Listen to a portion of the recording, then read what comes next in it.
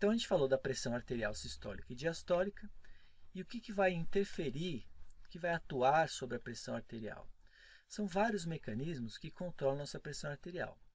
A gente separa em duas grandes categorias: mecanismos de curto prazo e mecanismos de longo prazo. Então, os de curto prazo são aqueles que atuam mais rapidamente, que provocam mais rapidamente efeitos também. Então, esses são dois: a variação do débito cardíaco e a variação da resistência vascular periférica. Então, o aluno traumatiza às vezes com formuleta, mas aqui é conta de padaria. A gente tem aqui uma multiplicação, um produto simples. Então, nossa pressão arterial, que está aqui, ela aumenta quando o débito cardíaco aumenta, mas ela também aumenta se a resistência vascular periférica aumentar. Pessoal, isso faz todo o sentido do universo. Vamos entender uma coisa seguinte. Se o coração bombear o sangue mais rapidamente, se a frequência cardíaca aumentar, se o volume sistólico aumentar, se eu tiver mais sangue sendo bombeado, a pressão aumenta. Isso vale para qualquer bomba do universo, certo? Quanto mais sangue eu bombear, maior a pressão.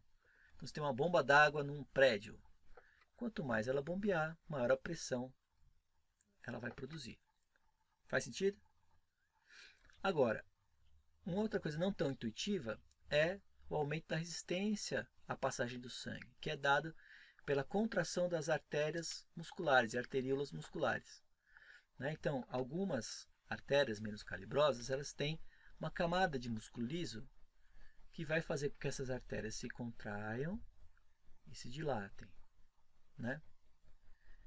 Quando elas se contraem, a resistência do sangue a passar por essas artérias vai aumentar e a pressão aumenta também. É muito intuitivo isso quando você pega uma mangueira.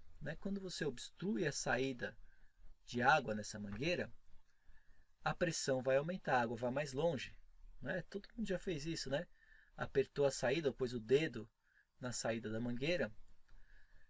Isso vai fazer com que a passagem da água fique mais difícil, aumentando a resistência à passagem da água, e a pressão vai aumentar. Então, de maneira rápida, como é que a gente altera a pressão arterial? Então, se a gente está, por exemplo, deitado e levanta bruscamente, a pressão sanguínea tem que aumentar para possibilitar que o sangue chegue ao cérebro. Se você está deitado, a pressão tem que ser mais baixa. Se você levanta, ela tem que aumentar. É claro que existe um fenômeno que faz com que a pressão caia inicialmente e depois suba, o reflexo do barorreceptor, mas uma hora ela tem que aumentar, porque o sangue vai ter que ser bombeado contra a gravidade. E a forma mais rápida de fazer isso é aumentar o débito cardíaco e a resistência vascular periférica. Pessoal, faz sentido isso? Quanto maior o volume de sangue bombeado por minuto, maior a pressão. Quanto maior a resistência, mais vasoconstrição. Quanto mais contraídas estão as arteríolas musculares, maior a pressão também. Maravilha? Essa figura é aquilo que a gente tinha falado, de separar o coração em coração esquerdo e coração direito. Então, aqui o coração esquerdo, transportando o sangue para o corpo inteiro, e aqui o coração direito recebendo o sangue vindo do corpo todo. Então, quando a gente fala em ciclo cardíaco, a gente pode começar de qualquer pedaço, porque é um ciclo fechado. Se eu colocar aqui um medicamento em uma veia, esse medicamento vai circular pelo corpo inteiro, muito rapidamente, porque é um circuito fechado, certo? Então, vamos começar aqui. O sangue recebeu oxigênio dos pulmões, então ficou arterializado, rico em oxigênio. Tem uma modinha aí do pessoal falar sangue limpo e sangue sujo, isso arrepia todos os meus neurônios ao mesmo tempo, Eu não sei por que as pessoas acham que simplifica falar assim, sangue sujo, sangue limpo, mas na realidade, gente, não é muito difícil você pensar que o sangue arterial é o sangue... Troquei aqui de slide, desculpa. Que o sangue arterial é o sangue rico em oxigênio. Vermelho vivo, certo? Saturado de oxigênio. E o sangue venoso é aquele sangue que já depositou oxigênio nos tecidos e está rico em gás carbônico, então um vermelho mais pálido. Mas não tem essa de sangue sujo, sangue limpo, né? Sangue rico em oxigênio, sangue rico em gás carbônico, né? Não sei, o oxigênio é limpo, o gás carbônico é sujo? Não sei. Eu penso que se te ajudar a guardar, pode até usar, mas evitem falar isso assim, porque depõe contra o aluno, né? Porque vão pensar que a formação dele foi meio precária, né? Então vamos lá. Então o sangue arterializado, rico em oxigênio, vermelho vivo, ele vai ser bombeado para o corpo inteiro. Então sai aqui, arco aórtico, todas as ramificações da aorta, né, para cima as carótidas, mesentérica, artéria renal, um monte, né, de ramificações. Então, artérias elásticas, arteríolas musculares, como a gente falou agora há pouco, que vão ajudar a controlar a pressão. Essas estruturas aqui representam a capacidade da artéria de se contrair, né, de diminuir a luz ou lumen da artéria, ou relaxar, vasoconstrição, vasodilatação. Então aqui as trocas todas vão ocorrer no leito capilar, né, onde vão permitir a chegada do oxigênio e a saída do gás carbônico, né? Então esse sangue se torna o sangue venoso. Daqui para frente a gente tem o famoso retorno venoso, qual o sangue vai passando pelas vênulas, veias, até chegar na veia cava. Né? A gente falou que as veias têm válvulas, né, que impedem o refluxo do sangue. Então essas válvulas se abrem no sentido da abertura. O sentido da abertura das válvulas é em direção ao coração, certo? E aqui a gente fechou a chamada grande circulação ou circulação sistêmica. Então, o que é a circulação sistêmica? O sangue vai do coração para o corpo inteiro e de volta para o coração. Essa é a grande circulação. Daqui para frente, a gente tem a pequena circulação, que é do coração para os pulmões, dos pulmões para o coração, né? Então, o que vai acontecer? O sangue vai ser coletado do corpo inteiro, chegar para o átrio direito, passar pelas válvulas atrioventricular direita, ventrículo direito, passar pela válvula semilunar pulmonar, tronco pulmonar esquerdo e direito, vai ser oxigenado nos pulmões, num processo chamado de hematose, e vai voltar para o coração novamente. Né? Então aqui a gente tem esse circuito coração, pulmões, coração, é chamada pequena circulação. Tá bom? Bom, vamos fazer o seguinte, vamos deixar a parte aí de controle nervoso para um outro momento, para um outro vídeo. Eu queria mostrar essa relação aí de pressão ao longo dos vasos sanguíneos, né? Eu falei no começo do vídeo que tudo na natureza se desloca da alta pressão para a baixa pressão. Então, sempre para que haja movimento, você tem que ter uma diferença de pressão. Se não houver essa diferença, não há movimento. Então, quando você coloca, por exemplo, água quente junto com água mais fria, vai haver um movimento porque a água quente ela está numa densidade menor, então vai puxar água fria. Assim como nas massas de ar, né? Quando você fala assim, tem uma massa de alta pressão chegando, né? Então sempre vai se deslocar da alta pressão para a baixa pressão, certo? Quando, no caso do sangue, para que eu tenha o sangue fluindo para o corpo todo, né? Então da aorta para o corpo inteiro e de volta para o coração, eu tenho que ter a maior pressão aqui na aorta e a pressão mais baixa na veia cava. É uma confusão muito corriqueira, né? Perguntar onde que é o valor mais baixo de pressão. Aí o cara fala nos capilares. Só que não, né? As veias cava, a pressão é 1/3 da pressão aórtica, né? Então a gente tem aqui os valores médios, né, de pressão. O valor mais alto está aqui na aorta. Por conta da perda dessa pressão ao longo do sistema, a gente vai tendo uma queda, uma queda, uma queda, mas não pode chegar a zero, né? E o valor mais baixo aqui na veia cava. No caso da velocidade, né, a gente tem uma dependência da velocidade, uma dependência da seção transversal dos vasos, né? Então, se a gente pegar aqui, quanto maior a seção transversal, menor a velocidade. É aquela ideia, né, do estreitamento, né? Então, se eu pegar aqui, a aorta é um vaso extremamente calibroso. Só que ele é um vaso único. E a maior parte do sangue, ele se encontra nos capilares. E é, portanto, o local em que a menor velocidade sanguínea, que o sangue passa mais devagar, porque ele está se ramificando por uma rede gigantesca de vasos.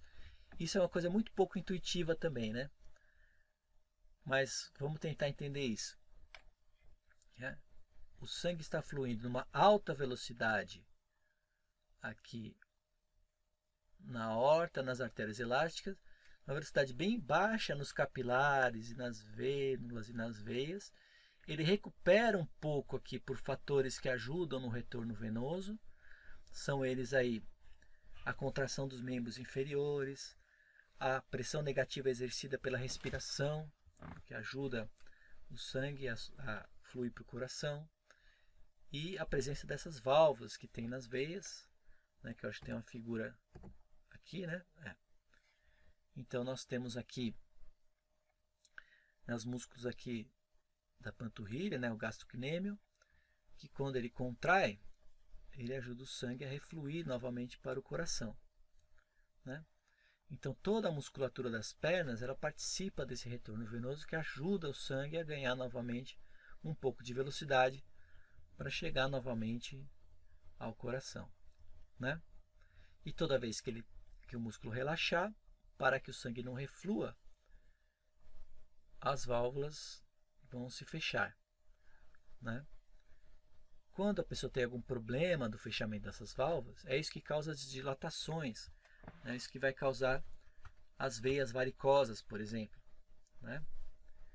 Então, essas dilatações vão ser causadas por conta, por exemplo, a obstrução dessas válvulas, o impedimento do fechamento delas por coágulos, né, por trombos, vai fazer com que o sangue reflua e dilate essas veias, formando as varizes. Eu tenho uma figura,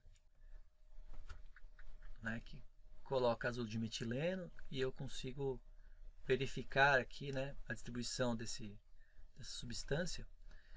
E essas veias varicosas, elas são superficiais, né, elas estão dilatadas porque o sangue volta, né, reflui e dilata as veias. Então ele não está circulando adequadamente, que vai diminuir o retorno venoso, né? Então são muitas causas, né? Mas aqui o resultado é esse, certo? Muito bem.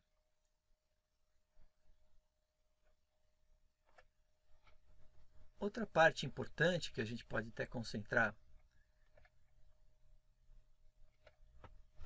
numa outra aula é a parte de condução elétrica do coração, que é muito importante, muito cara para a biofísica, né? Ou seja, a gente sempre fala muito disso em aula. Então o coração, ele é autoexcitável, né? Ele tem a capacidade de se autoestimular, de bater por conta própria, né? Porque tem estruturas nervosas, pacotes de neurônios que vão gerar o próprio impulso elétrico e que vão comandar o batimento cardíaco, né? Então vamos dar uma olhada aqui. Então o marcapasso natural do coração é o chamado nó sinoatrial. Então o nó sinoatrial, ele pulsa, ele manda um potencial de ação, ele manda uma descarga de milésimos de volts uma vez por segundo, né? Aproximadamente, né? Possibilitando que o coração bata aí os seus 70 vezes por minuto, né? Então, menos que um segundo ele vai despolarizar, né? O que acontece então? Quando essa descarga elétrica vai irradiando para os átrios, isso vai causar contração dos átrios, ou sístole atrial, certo? Esse impulso elétrico então passa ao mesmo tempo para o átrio direito e para o átrio esquerdo, né? Então a gente tem os ramos esquerdo e direito. E ele vai seguir também para uma outra estrutura, um outro gângliozinho chamado nó átrio-ventricular, que está separando aí os átrios e os ventrículos, né? E esse nó átrio-ventricular, ele que vai controlar a passagem desse impulso nervoso dos átrios para os ventrículos, né? Então, o que acontece? No átrio ventricular vai haver um ligeiro retardo. Ele vai fazer uma ligeira pausa na condução do impulso elétrico, de maneira que átrios e ventrículos não contraem ao mesmo tempo. Seria incompatível com a circulação. Então, o impulso nervoso vem aqui do átrio, chega aqui na interface, no átrio ventricular, né, interface entre o átrio e o ventrículo, tem um pequeno retardo, só posteriormente ele é mandado, essa corrente elétrica, para os ventrículos. O nome mais antigo, né, feixe de His, mas os livros de fisiologia ainda mantêm essa nomenclatura, né? Então esse impulso vai ser mandado para os ventrículos e quando ele atingir todo aqui o miocárdio dos ventrículos, vai promover a sístole ventricular. Então eu consigo medir, pessoal, essa descarga elétrica no coração? O que vocês acham? Que exame será que é usado para monitorar a atividade elétrica do coração? É o famoso eletrocardiograma. Assim como para medir a atividade cerebral é o eletroencefalograma. Então, no caso do eletrocardiograma, ele forma as figuras clássicas do ECG, né? Então, a gente tem vários tipos de perfis de onda do ECG, de acordo com a derivação usada.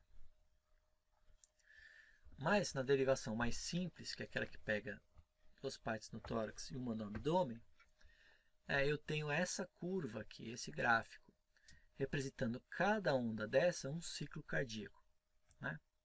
Então eu consigo medir a atividade elétrica no coração e verificar se os eventos estão acontecendo de maneira normal. Então o que acontece aqui no eletrocardiograma? A gente tem, em ordem alfabética, né? Onda P, complexo QRS e onda T, cada uma representando um evento no coração, né? Então, no caso da onda P, ela representa a sístole atrial, quando o nó sino atrial despolariza. O complexo QRS representa a sístole ventricular, quando o ventrículo despolariza. Esse espacinho aqui, intervalo PQ, né, é o retardo atrioventricular, né? E depois dessa maior onda aqui, a gente vai ter um tempinho e a repolarização ventricular com a onda T. Então, olha lá, onda P, despolarização atrial, que significa que a descarga elétrica passou pelos átrios e o átrio contraiu. Complexo QRS, despolarização ventricular, que significa que os ventrículos contraíram ao mesmo tempo.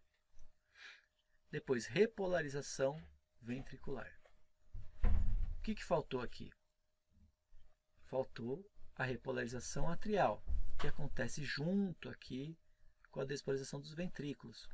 Então fica mascarada pela maior onda do eletrocardiograma, que é aqui o complexo QRS, né? Então acontece ao mesmo tempo, ou seja, os ventrículos relaxam ao mesmo tempo que o átrio contrai, né? Desculpa, o contrário, né? O ventrículo contrai ao mesmo tempo que o átrio relaxa, né? Então, vamos imaginar o seguinte, se um camarada tem aí algum grau de fraqueza nos ventrículos, qual onda vai ser afetada? A onda P, o complexo QRS ou a onda T? Ou mais de uma? O que vocês acham? Então, a onda P não vai ser porque isso tem a ver com o átrio, né? Se houver uma fraqueza, tanto o QRS vai diminuir quanto a onda T também vai diminuir. E se houver uma fibrilação ventricular, ela vai afetar tanto o complexo QRS quanto a onda T. O que é fibrilação? É quando, né, a frequência fica tão irregular que os ventrículos não conseguem terminar um ciclo e já começam outro. Então estão contraídos, relaxam, o coração mais treme do que bate, né? Então isso vai refletir tanto no QRS quanto na onda T. Pessoal, essa era uma aulinha bem introdutória, né? Os conceitos mais básicos, juntando aí a anatomia, a fisiologia e a biofísica. Gostaria de saber comentários de vocês a respeito de qual assunto vocês veem mais importância em aprofundar. E aí fica para um próximo vídeo a gente retomar os temas mais difíceis, entrar mais na física, né? Então esse é um vídeo bem introdutório, bem pegando os conceitos mais chave, tá bom? Agradeço aí a atenção de todos, muitíssimo obrigado. Tchau, tchau.